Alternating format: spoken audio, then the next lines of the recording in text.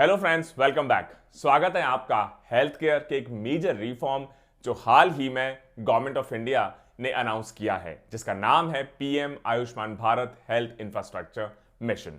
सबसे पहले ये टॉपिक न्यूज में क्यों बना रहा?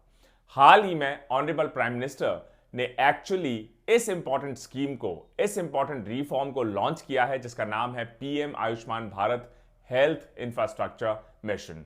और ये जो मिशन है, इसमें 3 इंपॉर्टेंट क्रिटिकल गैप्स को फिल करने की डायरेक्शन में बहुत इंपॉर्टेंट स्टेप्स उठाए जाएंगे और कोशिश की जाएगी कि जो इंडिया का पब्लिक हेल्थ सेक्टर है, और इस रिफॉर्म के थ्रू 2005 के बाद इसको आज तक का सबसे बड़ा हेल्थ केयर रिलेटेड रिफॉर्म माना जा रहा है। रफली 64,000 करोड़ अगले 5 साल में स्पेंड किए जाएंगे, जो हमारा इंडिया का पब्लिक हेल्थ केयर सेक्टर है, खासतौर से जो हमारी हेल्थ फैसिलिटीज है उनको ऑग्यूमेंट करने के लिए, या फिर इंटीग्रेटेड पब्लिक हेल्थ लैब्स जिससे डिजीजेस को डायग्नोस किया जा सके, उनको सेटअप करने के लिए। उसके अलावा जो हमारी एग्जिस्टिंग रिसर्च इंस्टीट्यूशंस हैं जो पेंडेमिक को स्टडी करते हैं, उनको और ज्यादा कैसे एम्पावर किया जाए, एक्सपेंड किया जाए, टेक्नोलॉजिकली एडवांस किया जाए। तो आइए अब इसके बारे में थोड़ा डिटेल में समझने की कोशिश करते हैं। क्या है PM Ayushman Bharat health infrastructure mission? जैसा मैंने कहा कि ये पैन इंडिया स्कीम है। ये किसी एक पर्टिकुलर डिस्ट्रिक्ट, किसी एक पर्टिकुलर स्टेट से रिलेटेड नहीं है, बल्कि पूरे कंट्री में इसको रोल आउट किया जाएगा, लागू किया जाएगा। और ऐसा माना जा रहा है एक्सपर्ट्स द्वारा कि 2005 के बाद क्रिएशन और इंप्रूवमेंट जो है हमारा long term public health care infrastructure, उससे रिलेटेड ये सबसे मेजर रिफॉर्म है इन लास्ट 15-16 ईयर्स। और कोशिश की जाएगी कि ये जो इसके 3 इंपॉर्टेंट पिलर्स है, जिसके बारे में डिटेल में अभी हम बात करेंगे, उन सभी को कंट्री के हर डिस्ट्रिक्ट में थॉरोली इफेक्टिवली इंप्लीमेंट किया जाए। गवर्नमेंट रफली 64,180 करोड़ पे स्पेंड करेगी 2021 से लेकर 2025-26 तक। अगले 5 साल में 64,000 करोड़ का actually major health care infrastructure project है। तो जो 3 इसके इंपॉर्टेंट कंपोनेंट है, उसके फर्स्ट कंपोनेंट को थोड़ा सा डिस्कस कर लिया जाए। जो पहला कंपोनेंट इस स्कीम का, उसके थ्रू कोशिश की जाएगी कि जो हमारी इंफेक्शियस डिजीजेस हैं उनके लिए कॉम्प्रिहेंसिव सर्वेलांस मैकेनिज्म या इंफ्रास्ट्रक्चर, या किस तरीके से वो सिस्टम एग्जिस्ट करेगा, वर्क करेगा इंडिया में, कि जो भी हमारी इंफेक्शियस डिजीजेस हैं उनको प्रॉपर्ली हम सर्वेलांस कर सकें, हमें पता लग सके, ताकि उसको प्रॉपर्ली हम एड्रेस कर सके, उसका डेवलपमेंट किया जाएगा।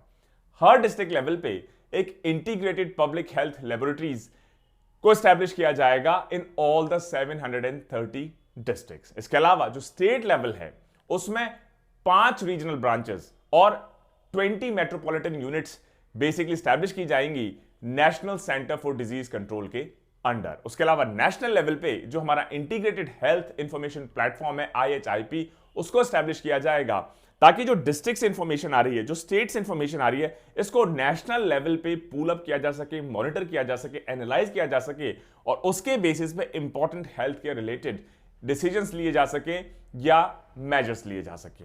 जो सेकंड कंपोनेंट है इस मिशन का, तो पहला बेसिकली कंपोनेंट हो गया कि जितनी भी हमारी इंफेक्शियस डिजीजेस हैं उनके लिए कॉम्प्रिहेंसिव सर्वेलेंस इंफ्रास्ट्रक्चर सिस्टम को डेवलप करना, रोल आउट करना सभी 730 डिस्ट्रिक्ट्स में। डिस्ट्रिक्ट के लिए एक प्लान हो गया, स्टेट के लिए रीजनल ब्रांचेस और मेट्रोपॉलिटन यूनिट्स हो गई, national centre for disease control, और नेशनल लेवल पे इंटीग्रेटेड हेल्थ इंफॉर्मेशन प्लेटफॉर्म। अब जो सेकंड कंपोनेंट है, सेकंड कंपोनेंट का एम है कि comprehensive diagnostics and treatment facilities को कैसे एस्टैब्लिश किया जाए पूरे कंट्री वाइड। और इस सेकंड कंपोनेंट के अंडर डिस्ट्रिक्ट लेवल पे रफली 17,788 नए new rural health and wellness centres को स्टैब्लिश किया जाएगा। इसके अलावा rural health and wellness centres के अलावा जो urban health and wellness centres हैं, वो भी रफली 11,000 नए स्टैब्लिश किए जाएंगे। इसके अलावा क्रिटिकल केयर हॉस्पिटल ब्लॉक्स, इनको 602 डिस्ट्रिक्ट्स में स्टैब्लिश किया जाएगा, जिन डिस्ट्रिक्ट्स की पॉपुलेशन मोर देन 5 लाख है।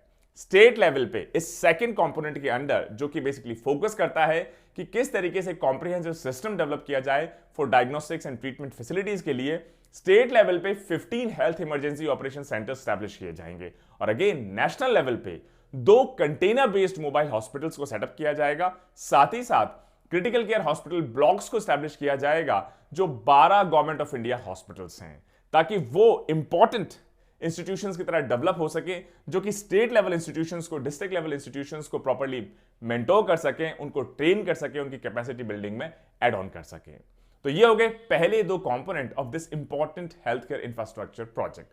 जो तीसरा इंपॉर्टेंट कंपोनेंट है वो बेसिकली फोकस करेगा कि किस तरीके से पैंडेमिक रिसर्च पे कॉम्प्रिहेंसिवली फोकस किया जा सके, ताकि कोरोना जैसे पैंडेमिक से फ्यूचर में बहुत रोबस्ट तरीके से इंडिया लड़ सके, उसको एड्रेस कर सके, उसको मैनेज कर सके। और इस थर्ड कंपोनेंट के अंडर जो डिस्ट्रिक्ट लेवल है वहां पे जो पहले से exist 80 viral diagnostic and research labs हैं उनको और ज्यादा स्ट्रेंथन किया जाएगा। और स्टेट लेवल पे 15 नए बायो सेफ्टी लेवल 3 लेबोरेटरीज को स्टैब्लिश किया जाएगा, ऑपरेशनलाइज किया जाएगा। एंड अगेन नेशनल लेवल पे 4 new regional national institutes for virology को ऑपरेशनलाइज किया जाएगा, स्टैब्लिश किया जाएगा। उसके अलावा एक रीजनल रिसर्च प्लेटफॉर्म, एक डिजिटल प्लेटफॉर्म जो basically WHO south east Asia region है, उसको भी स्टैब्लिश किया जाएगा। तो तीनों ही कंपोनेंट्स में डिस्ट्रिक्ट लेवल के कंपोनेंट्स हैं, उसके बाद स्टेट लेवल के कंपोनेंट्स हैं, उसके बाद फाइनली नेशनल लेवल के कंपोनेंट्स हैं। और कोशिश की जा रही है कि WHO के इंटरनेशनल ऑर्गेनाइजेशंस के जो इनिशिएटिव्स हैं उनके साथ इस पूरे एफर्ट को टाई अप किया जाए दोस्तों। तो जैसा हमारे पिछले हेल्थ केयर रिफॉर्म इंफ्रास्ट्रक्चर से रिलेटेड लेक्चर में हमने आपसे बताया कि इंडिया में बहुत ज्यादा कमी है मैन पावर की, इक्विपमेंट की, फाइनेंस की। अच्छा, हेल्थ केयर इंफ्रास्ट्रक्चर पे पब्लिक स्पेंडिंग कितना हुआ गवर्नमेंट का? Take a wild guess. Only रफली 1.1%, जो कि काफी कम है। कोशिश है गवर्नमेंट की कि अगले कुछ सालों में इसको बढ़ा के कम से कम 2.5% ऑफ जीडीपी किया जाए। उसी डायरेक्शन में ये एक मेजर स्टेप माना जा रहा है। और पैंडेमिक में जो हमने लेसन्स लर्न किए, जो हमारा पब्लिक हेल्थ केयर इंफ्रास्ट्रक्चर, जिसमें जो फिजिकल इंफ्रास्ट्रक्चर की कमी है, मैन पावर स्ट्रक्चर की कमी है, या फिर कैपेबिलिटी बिल्डिंग की कमी है, उसको एड्रेस करने की डायरेक्शन में एक बहुत इंपॉर्टेंट क्रिटिकल स्टेप इसको कहा जा सकता है दोस्तों। मुझे उम्मीद है दोस्तों आज का ये हमारा लेक्चर, जो कि हेल्थ केयर रिफॉर्म से रिलेटेड एक मेजर इंपॉर्टेंट टॉपिक पर बेस्ड था, आपको पसंद आया होगा। Stay tuned for a next set of videos. Until then, Jai Hind, जय भारत।